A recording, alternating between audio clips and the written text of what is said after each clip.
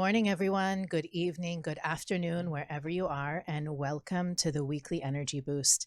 My name is Elisheva, and I'm here this morning with David and a previous guest we've had on an episode earlier in 2020.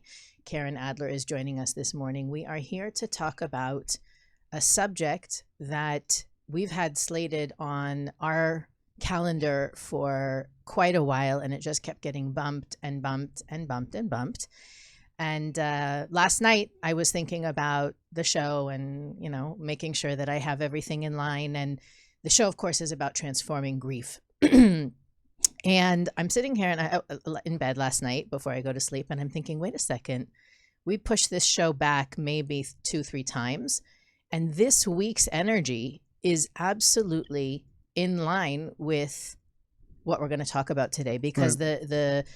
the Kabbalists teach about this week more than any week of the year. We have the ability to connect to the story of our soul, to the journey of our soul, to the history and the past of our soul. And all week we're going to be, whether we're picking up on it or not is another story, but the universe is going to be broadcasting clues for us this entire week. And looking at those clues, recognizing, wow, I'm feeling abandoned right now or left out. This is a past life connection. Oh, somebody humiliated me in front of a large group of people. This is an indication of something that I have experienced in lifetimes, and I have the opportunity to not only sit with it, but to work through it, and then what we call basically correct or heal that aspect of my tikkun. So we couldn't have picked a more perfect week to have Karen here with us. Last time we had Karen, it was one of our most popular shows. It absolutely. There were. It's one of those shows that ends and you want it to keep going for a couple more hours. Well, that was the whole thing. So since August of last year, I've been trying to. Obviously, 2020 was a year of loss for everyone. I don't know a single person who did not know someone who left the physical world. David and I, we went through the loss of our teacher. I don't want to say that this is all about me, but my kids lost a grandparent last week. My ex's father passed away, and watching them deal with what they're dealing with all the spiritual knowledge that they have. The knowledge is one thing, experience is another. And that's really what we're here to talk about today, to marry the knowledge with the experience. And just to be clear for our audience, we're not just focusing on death, right? Because grief takes on many shapes and forms. And I think a lot of people listening, even if you think that maybe you're not sure how this show today is going to apply to you, you'll be surprised, because you already have relationships with people who are going through it. You're going to be able to understand how to communicate with them better, which I think is as powerful as if you're trying to unravel or heal different aspects of pain within yourself. So the show today is going to have many different points of relevancy for people who are listening. And not only, by the way, is the show precipitated by the pandemic, like it's not simply about the pandemic. I personally know more people who left the physical reality in the past year because of other reasons, because of old age, because of accidents, because of cancer. I know more people that passed away not because of COVID than I do know people who passed away because of COVID. So there was a mass exodus of souls this year that I guess, since the Spanish flu we didn't have. And obviously, I don't want to poke fun at it, but we have to be able to look at it.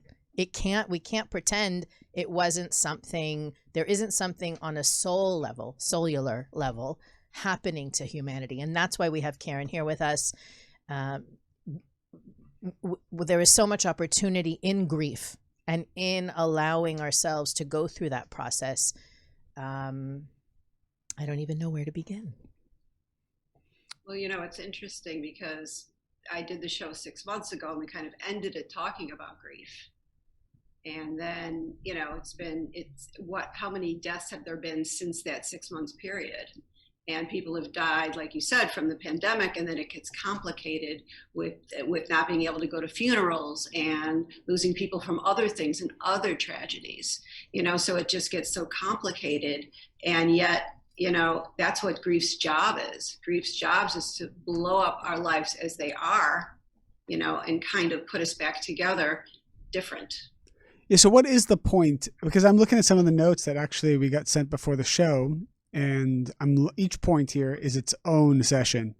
But some of the points that you wrote, our bodies are hardwired for survival. And I think this is all innately stuff we probably know, but as you hear it, it's going to revive some inspiration. Our bodies are hardwired for survival. You wrote, grief lives in the same place the heart does. So grief is love's conjoined twin. It lives in the body, right? Like it's a bodily experience. Someone described it as reverse when you give birth, it's like the opposite. It's the same. It's like a pushing out, right? It lives in the body, but it dwells in the heart. So how does a person know they're going through grief? Let's start there, because some people might be in denial about it, or some people won't know really how to describe it, or if that's what they're going through.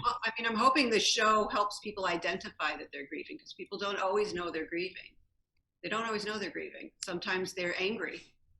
Sometimes they're, numb. Whatever their experience, that's why, talking about emotions is so important. And I use a perspective that's both spiritual, because of,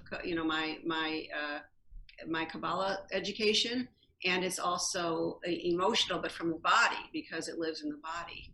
So how do you know you're grieving? Well, when you start to go in and explore where you're experiencing discomfort in the body, it begins to start to uncover. All trauma has grief in it. All trauma has grief, but not all grief is traumatic. So let's stop there. Repeat and explain, because I think that we, even short of losing a loved one or a person from our lives, people have lost jobs, have lost meaning, have lost connection, and the grief is everywhere. Say that again. Grief. All trauma has grief within it. All trauma has grief within it, but not all grief is traumatic. There's some lovely exits, right? They're not traumatic. They're meaningful and beautiful. And but when you have a trauma, you lose something. You might even be losing your innocence. That's the definition that we're ascribing here to trauma. Trauma is the loss of something. Yeah, well, trauma is sort of the holding of, something happens and you restrict, right? You don't, and you go into your fight, flight, freeze, that's why the body's hardwired for survival. Anytime our bodies are threatened in any way, anytime our well-being is threatened, we go into that stress cycle, right? Fight, flight, freeze, discharge. And that moment, it's safe to say that I've gone through a traumatic experience. If I experience a fight, flight, freeze moment, which is also identified by stress, I have now experienced a traumatic moment, which means no matter what, there's some level of grief, whether I'm conscious of that or not. And I think that's important for people to know. Yeah, exactly. So we're having fight, flight, freeze moments every 27 minutes in our lives. We're designed for that. It's great. We're designed for that. That's what our bodies are designed for. What we're not designed for, to be prolonged and ongoing endlessly for a year, right? And for multiple things to happen within that time. That's what we're not designed for. That's why we start to hold on and we begin to bypass the trauma, go into our minds just to get by, and then we're experiencing all these sensations. Well, I want to say something, and I want Elisheva will have a thought about this. We intimately are involved in the lives of many people, right? So it's not like we understand our own lives, our own family, but we're also privy to what a lot of other people are going through. People open up to us about their pain, their struggle, their frustration, the chaos, the negativity, whatever it is. And truth be told, there has been no difference in what I've heard from people pre-pandemic or even now. What do I mean by that? The same degree of pain, frustration, and trauma that people have been going through, they've always been going through it. I think what I've noticed is the only difference is that before the pandemic, people had the same amount of challenges, maybe even more, truthfully. People going through even more challenges before, but we all found ways to escape from the pain to cope with the pain, to get used to the pain, because we all had our escapes and we had our instant gratification and we all had our things on the side. And in my mind, what the pandemic did, besides shuffle the deck a little bit, is it started to strip us of the escapism in many ways. Right. So that's why it's in our face. And I'm saying that because I'm talking to students pre and during. So I'm like, well, nothing's the same financial issues, just a different package. Same relationship issues, different package. Same everything, just different package. The difference is it's more intense now because they don't have the outlets they used to have. Right. And I'm having greater breakthroughs with clients that I wouldn't have before the pandemic. So it's because they don't have their crutches anymore. That's right. It's been useful in some ways, but with grief needs a witness to move. It must have a witness. Someone must be acknowledging it, and it needs to be expressed for it to move. So if you don't have someone to talk to, that's the problem with the isolation that it's causing for some people. They're trying to grieve themselves inside, because grief is an internal process. Mourning is the expression. It's outside. Grief is inside. Mourning is outside. Right? And it's those mourning rituals that assist in the processing of the grief. That's the only way to move grief. So then people get stuck in grief. You know, when I look at, there's protests, which is kind of, if you think about in terms of grief, anger, the anger part is like a protest against losing the loved one.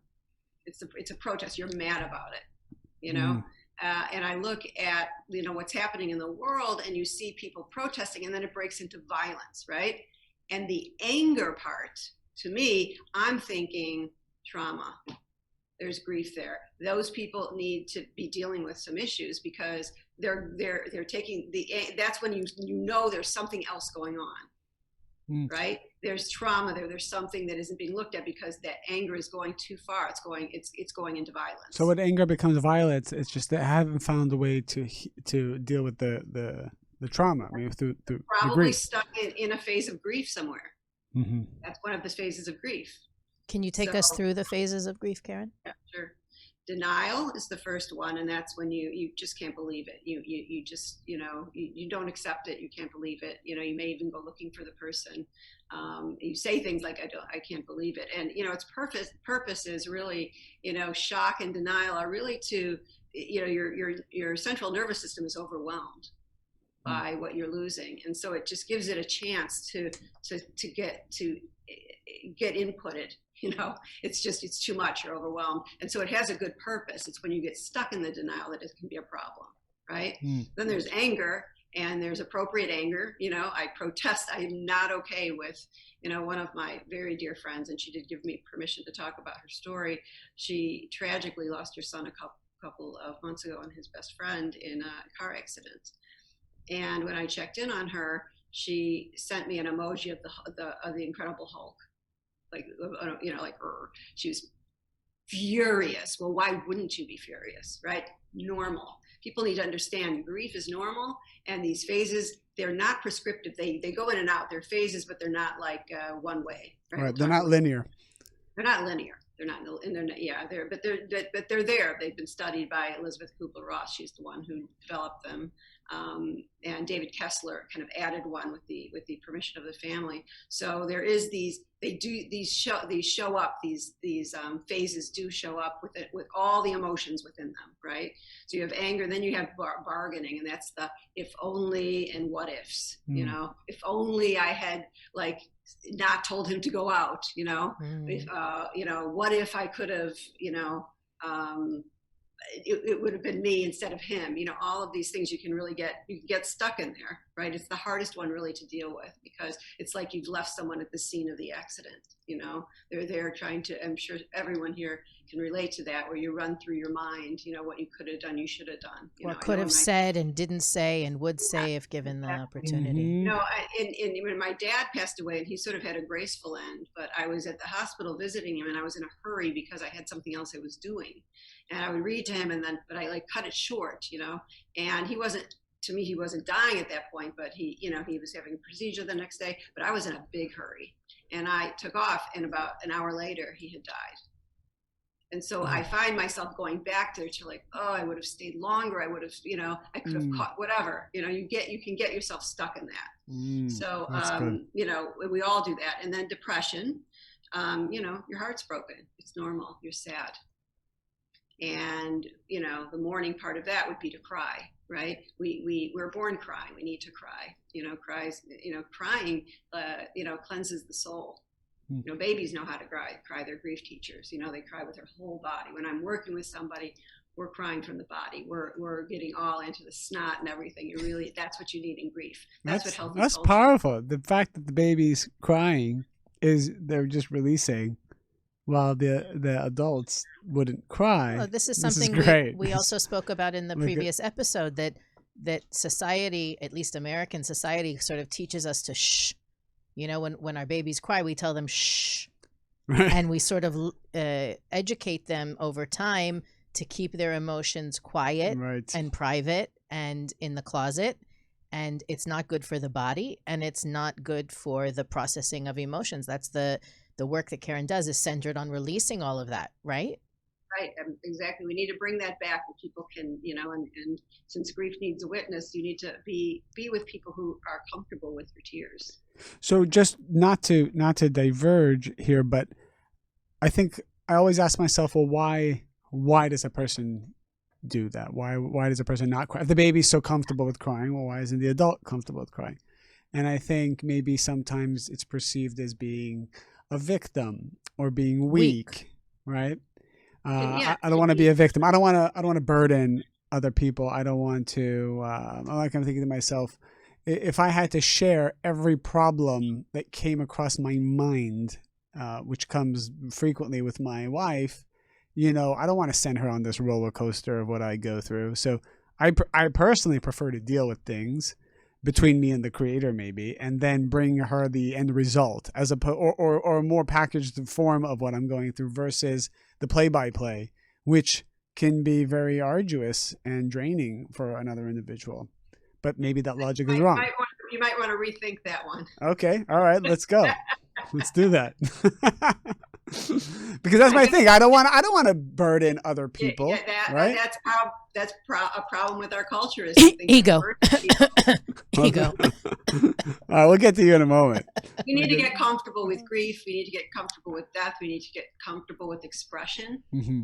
It was in the 20th century that they kind of medicalized grief and put labels on it, and they keep changing them because it's not a medical condition. It's a normal thing that we go through, right? And so it got like Sigmund Freud is he's kind of part of the problem because he gave it or at least prolonged or complicated grief. He gave it a diagnosis, right? And so now it seems like something you're sick or there's something wrong with you. Wow. Yeah. Well, that's one of the brilliant things I find, and watching my parents, for example, go through the loss of their parents, or being with students who go through their loss and grieving process. One of the most brilliant things I've seen is the prescription that the Kabbalists give for slowing down life and not running back to the office and not running back to daily chores. There is literally a scheduled, and of course, as you said, mourning grief has no schedule. You can't plan it or work your life around it. But the Kabbalists teach that by us participating in that pause and not escaping into whatever makes us feel better or alleviates the pain or numbs or is going to, I find when people try to shove it away, it just compounds it.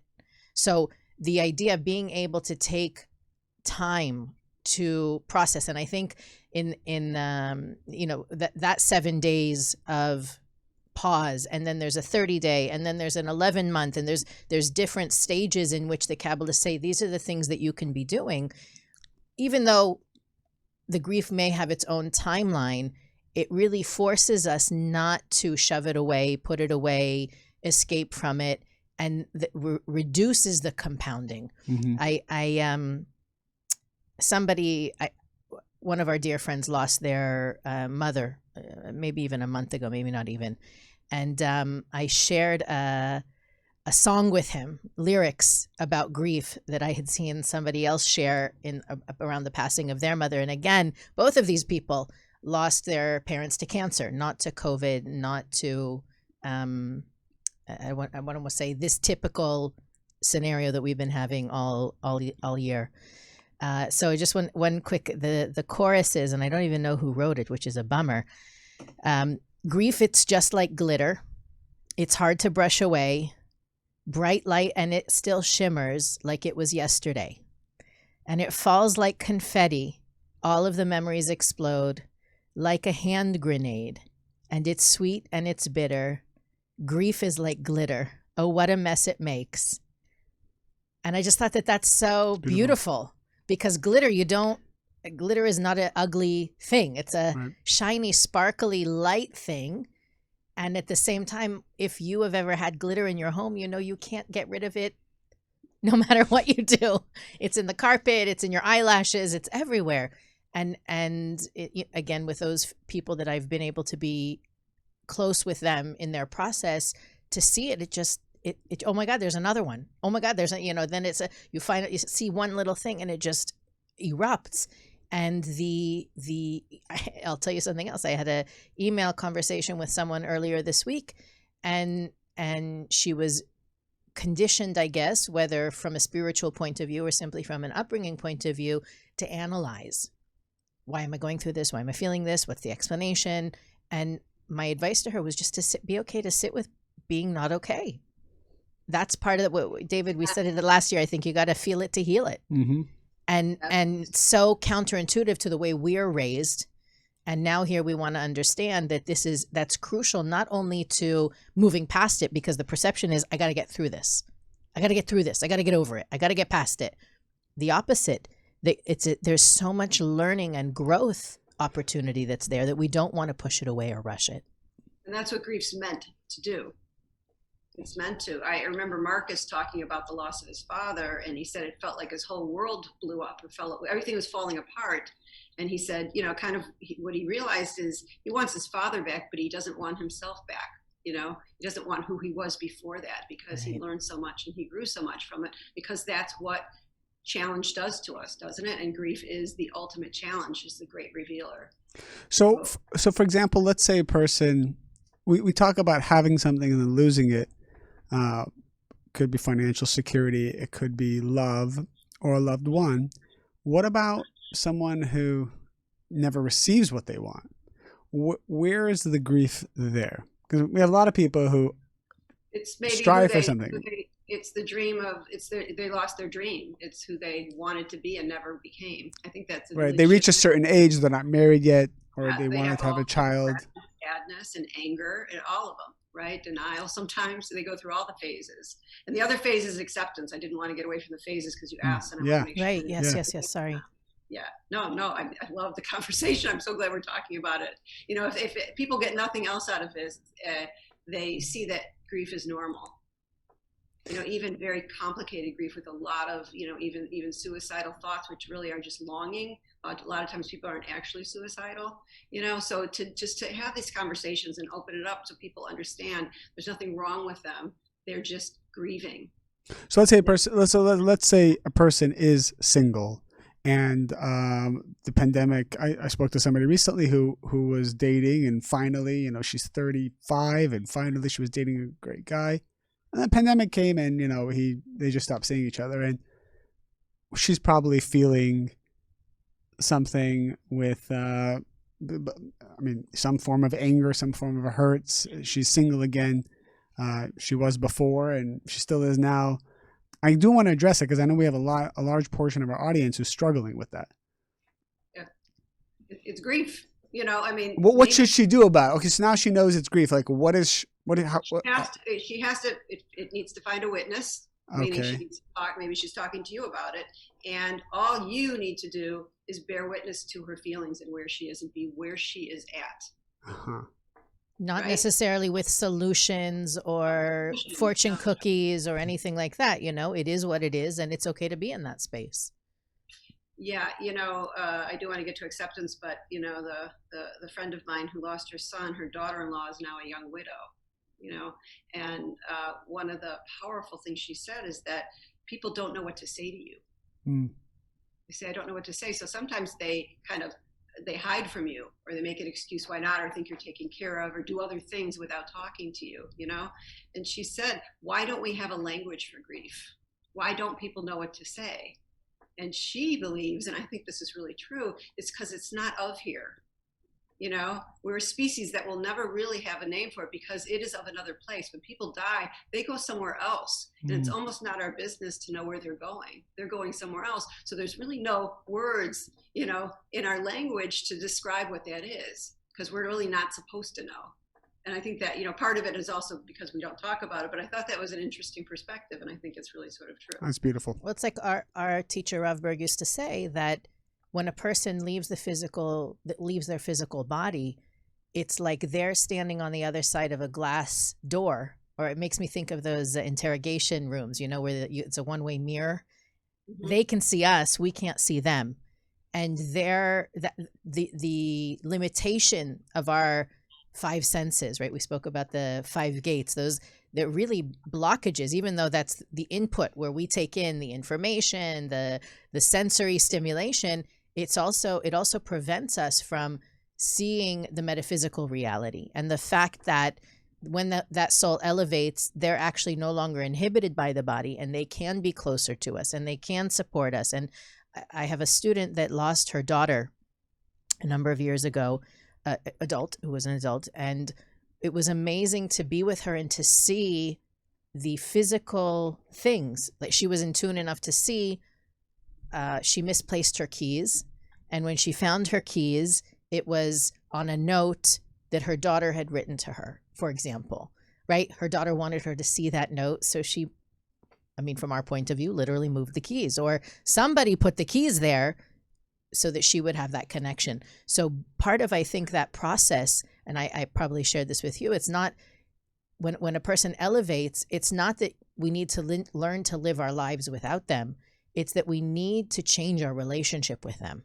The relationship that connects us by a phone number or a phone call or a favorite restaurant or anything of the material world. Now we need to learn how to be close with them without our bodies, with just the metaphysical, which is, according to Kabbalah, the only real thing. And I want to say something about that has to do with Kabbalah is whenever we've learned that, for example, our destiny is to be happy. Our destiny is not to have to deal with any pain long term. And sometimes logically, we don't see how that's going to happen. So, for example, a person logically doesn't see how they're going to get from this dark place they're at now to this miraculous place that they're meant to be, according to Kabbalah anyways. Because in Kabbalah, we say that each person is meant to reveal the light of the Creator. The light wants to give to us more than we want to receive. But sometimes from our vantage point, we don't see how's that going to happen? How am I going to break out of this situation now? And one of the most powerful lessons I've learned in firsthand, being in many situations like that, where I said, well, it's impossible. I could see maybe how it's going to get a little better. I can see maybe how I'm not going to have the same pain, but this unbelievable reality that I feel in my heart, I'm meant to have, I don't see how I'm going to get there. And what I would tell my students is, this is where your relationship with the Creator, and you need to ask the Creator to show you how to get there, and also to have certainty beyond logic. So it's a very powerful thing. We all love to have certainty when it's within our logic. I see that... or when we have the evidence that we're doing the right thing or in the right place. Right, exactly. The evidence is there. In fact, I don't have any money now, but someone said they're sending a check. Okay, so I have certainty I'm going to be okay. Well, that's not certainty. That's certainty with evidence. Certainty beyond logic, certainty with no evidence is there's no check. There's no check. No one's sending you a check. Well, how am I going to make the money? Well, you're not allowed to see it yet. And I heard actually our teacher, Rob Berg, say it this morning, because I listened to him in the mornings. And he said, we know Kabbalistically that if we do restriction is transforming letting go of our selfish desires. Let's put it that simply. We know that if we let go, we're going to get. We all know that. So how come the whole world's not just letting go constantly, which is part of what Karen's saying with grief. It is a process of letting go. How come the whole world's not letting go?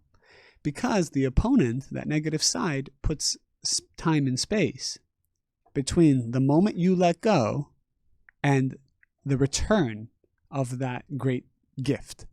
And that space is spatial enough to make people doubt the process of letting go. So then a student asked the Rav in this question, this is the class that was 40 years ago, and I said, well, now we know that there's also a space. We know that if we let go, it's not going to happen immediately, but eventually we'll get. And he said, yes, even though now you know this, you're still going to have a real hard time letting go, because that's how strong the opponent is. He's got some cards up his sleeve, the Rav said, that will always confuse you and make you feel, well, maybe it's not going to work. Maybe I'm not going to be happy. Maybe I'll never be healed. Maybe I'll never find my soulmate. Maybe this reality everybody talks about on this show, it's a nice concept, but I don't think, maybe that's not going to happen for me. That's the power of the opponent. Sometimes I think that also the grief or the pain or the sadness, that phase probably seems insurmountable. How can it ever be different? How could a person ever stop feeling the pain over loss? And I want to ask Karen for your opinion or your suggestions, but you made me think, David, of a student of mine that lost his job. I don't even remember, maybe 2 years ago, and had a very difficult time because there was just no way to get back in the industry at his age, with his experience. There was, in the 1%, there were all the evidence against it.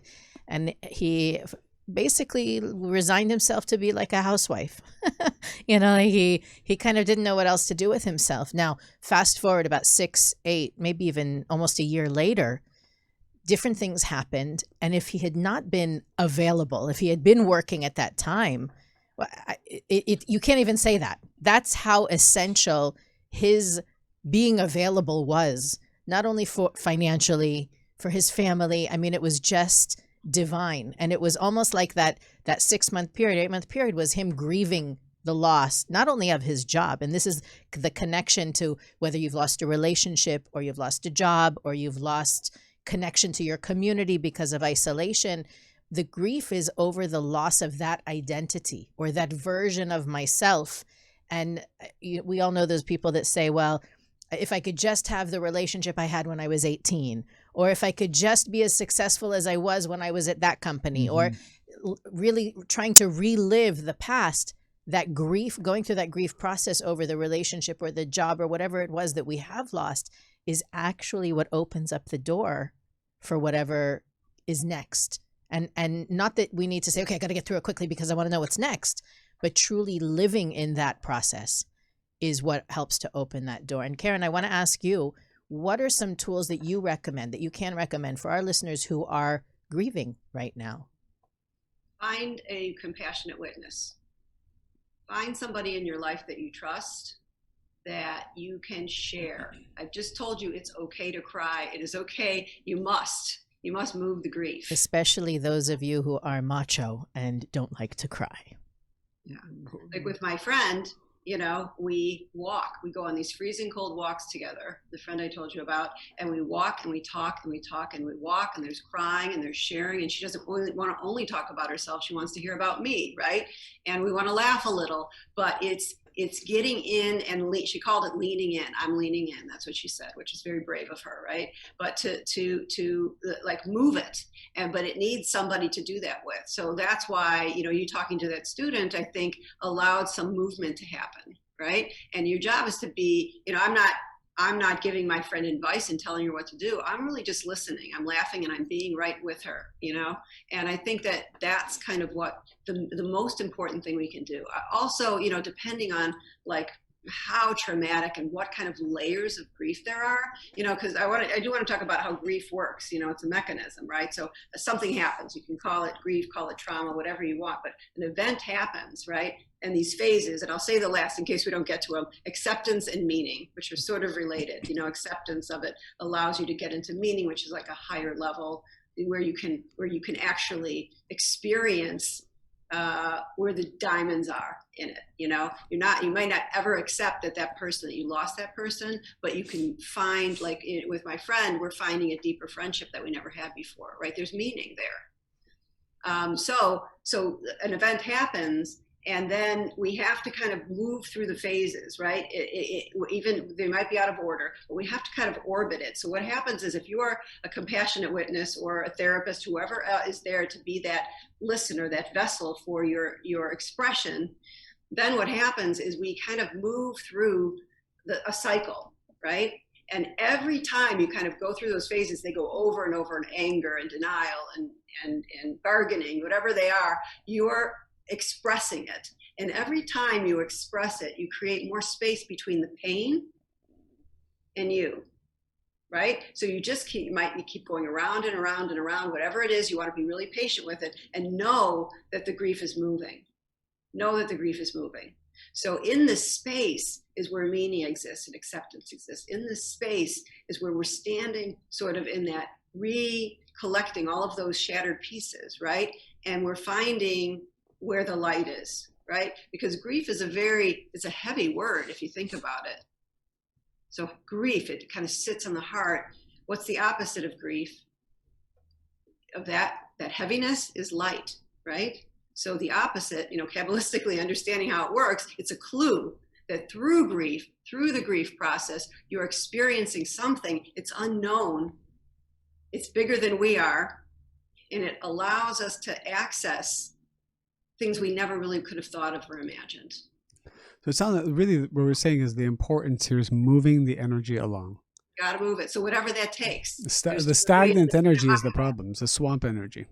Right. I mean, I have a way of doing it with my clients where we talk to the person, and they close their eyes and they imagine the person and they reach up to them so they really feel their heart, because really it's all about love, right? Because underneath what's light is love, right? So you want to experience that love, and from that love, all kinds of things can happen for you. All the healing can happen, right? All the letting go can happen in that space, right? So I have them reach, and then they're saying to that person all the things they love about them and miss, all the things they don't love about them and miss. And it could even be, I don't miss your illness.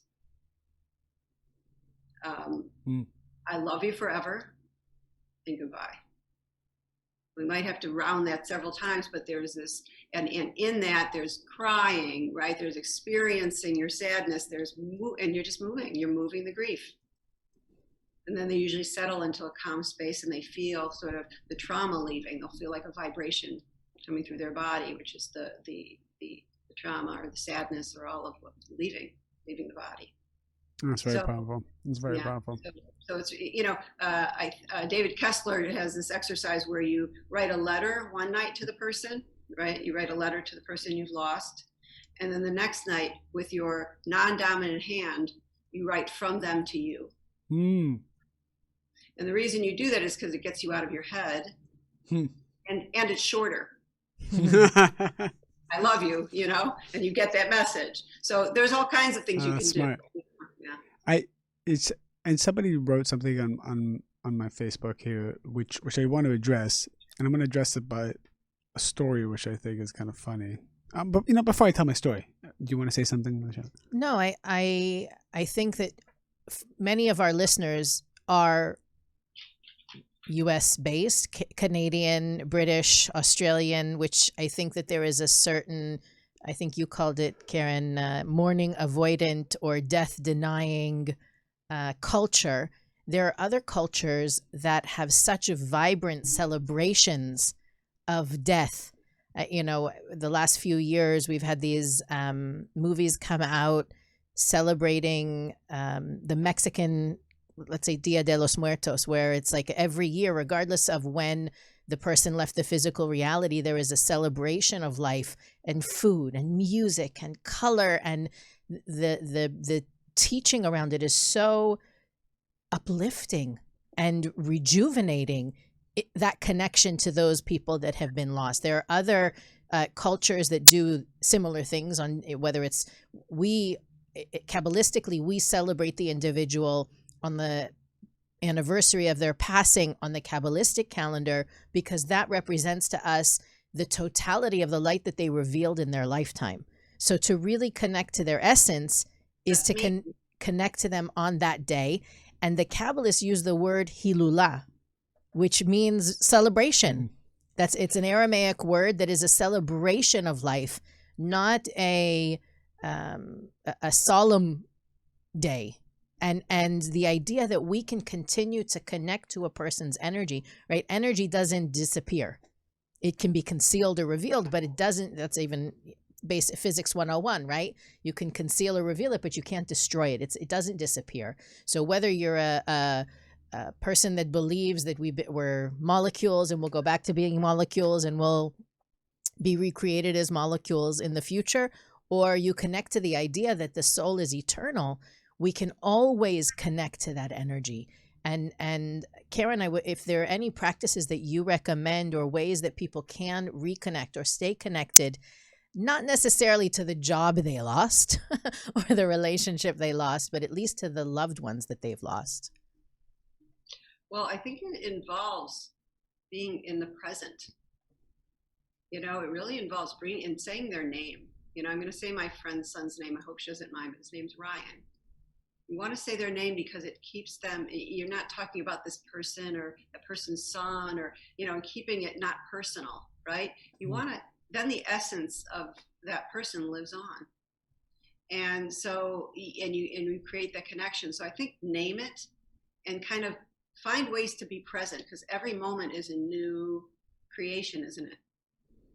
And so just keeping that person in your heart and talking about them, looking at pictures, my friend's daughter-in-law, she makes sure to look at videos and of when they were, of the past or whatever, just so that she can soften her heart to the idea of him. I thought that was so beautiful. It's like, yes, if we can kind of keep them alive, not like I'm keeping them alive, their physical memory, but the essence of who they were. She said, he left me better than I was, right? He left me better. I am changed forever, and that will live on forever. Then you've gotten into meaning. You've gotten into this higher level thinking. And so if you can sort of stay in the moment and allow yourself, I don't think there's anything more powerful than that. Allow yourself to continue talking to others about that person without it being about, well, I don't think you should put any limits on it. It's just that you have to be where you're at. And so that's kind of the best way I know. Everything else, there's all kinds of, I'm sure, tools that I can't think of right now. But I think that is the most powerful one. And it allows people then to kind of move to and allow for whatever else they need to learn from that person. It's able to come down. That completely is in line with what we teach about continuing, even in their absence, to communicate with that person, to light a candle for them. The candle has a unique both physical and non-physical quality that emulates the behavior of the soul, that helps to call the soul down and give the soul peace. But that conversation, not being afraid to open yourself up to receive communication back. A butterfly, a hummingbird, your favorite book falling from the bookshelf that you used to read with that person, the small things, and asking for their guidance, for their support, for their protection, for their help in anything. Again, that's one of the benefits of not being physically apart from someone in that physical way.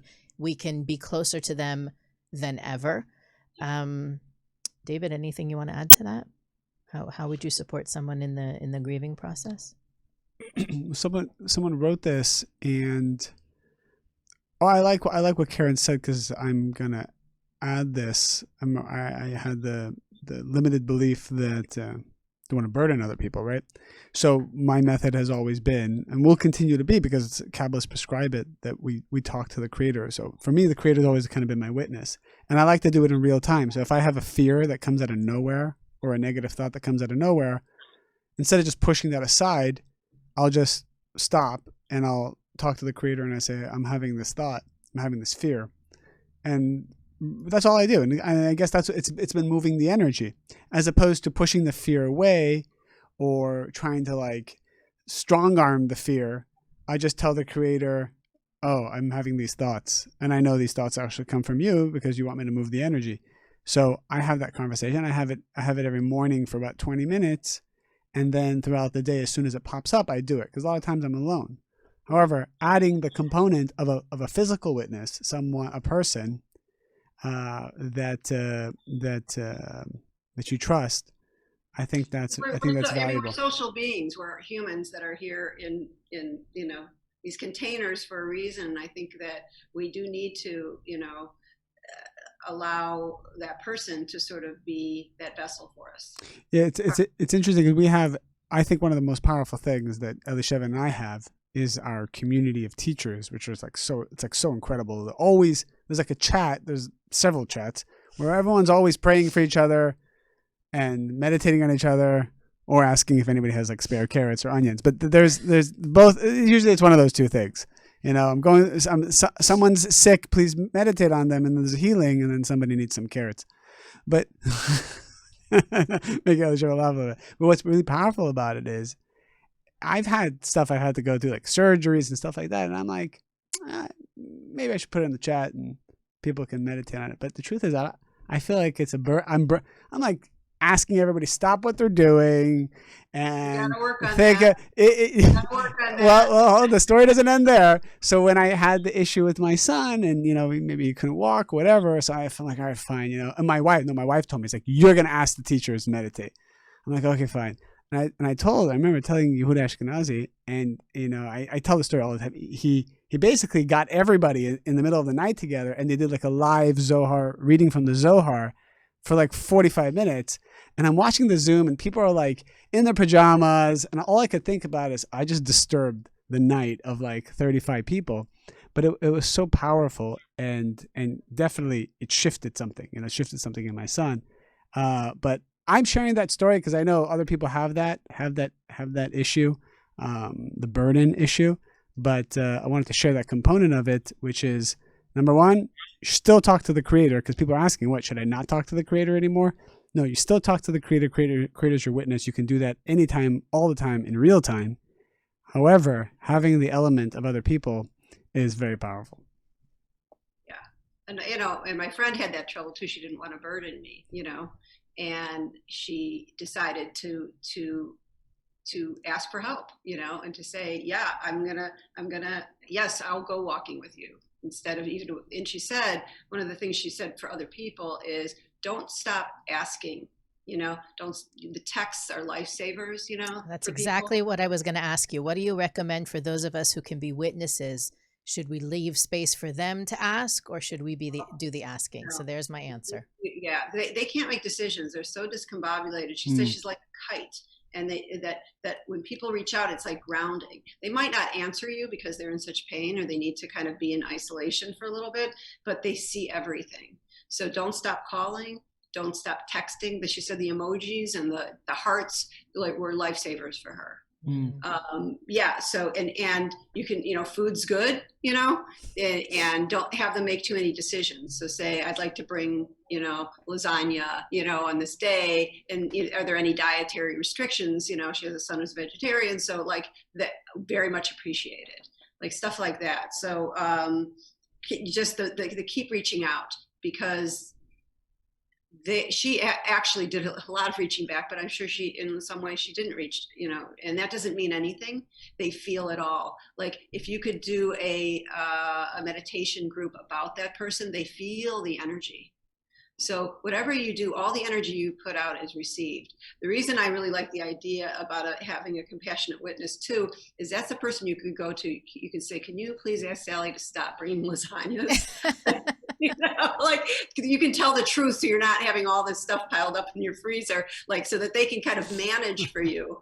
Pick a witness, and if you're a chosen witness, don't stop asking, don't stop being there, even when there's radio silence. Continue to be there and show up and support. Beautiful. Wow. Right, well, yeah, that was awesome. That was awesome. Her daughter-in-law did say something which I thought was kind of interesting. She said people kept sending flowers, And she said her house is like a mausoleum and flowers die. So she personally would not send flowers. She said that other people, she appreciates the sentiment, but just something out there for people to consider. I actually never send flowers for that reason. If I want to send something like that, I send a plant, at least that it'll have the capacity to live beyond a week. Plants and food. My go-to is, of course, food. But and the other thing I want to say is check in later, like even months later. Don't assume they're taken care of. Like our lives move on. Theirs has not. So it's a marathon, and you want to help them be in the marathon. So if you can be there, you don't want it to be only you, but like just make yourself check in, do what you can do that fits you, that you can do for the long haul. Beautiful. All right. Thank you, Karen, for joining us again. My pleasure. I'm sure we'll find out as the days go on why it had to be this week and not in December or October, or all the other times we planned it. Just want to give everybody a heads up. This week is also the new moon of Pisces on the Kabbalistic calendar. So Friday night to Saturday night. I'm pretty sure. It was a Thursday night. No. Well, it's a 2-day. Yeah. So it's Thursday night to Saturday night. Yay. Yeah. We get 2 days in case we have any goof ups. And I do believe the Kabbalah Centre will have a lecture and meditation. Right. You can join us. It's Thursday at 4:30 Pacific, 7:30 Eastern on Kabbalah.com for those of you that are members. And we will be immersed in what we usually recommend for our listeners on the new moon is most proactive that you can be, the most generous, the most kind, the most pause that you can practice. That really sets the precedent for the month to follow. So whoever you want to be in the coming month, especially in the month of Pisces, knowing that we can be emotional and sensitive and take things personally, focusing on not doing those things in the first 2 days from Thursday night to Saturday night. I want to thank Karen for joining us. I want to thank you for listening. And you can continue to write your comments, rate, review, share, and we will see you next week on the Weekly Energy Boost.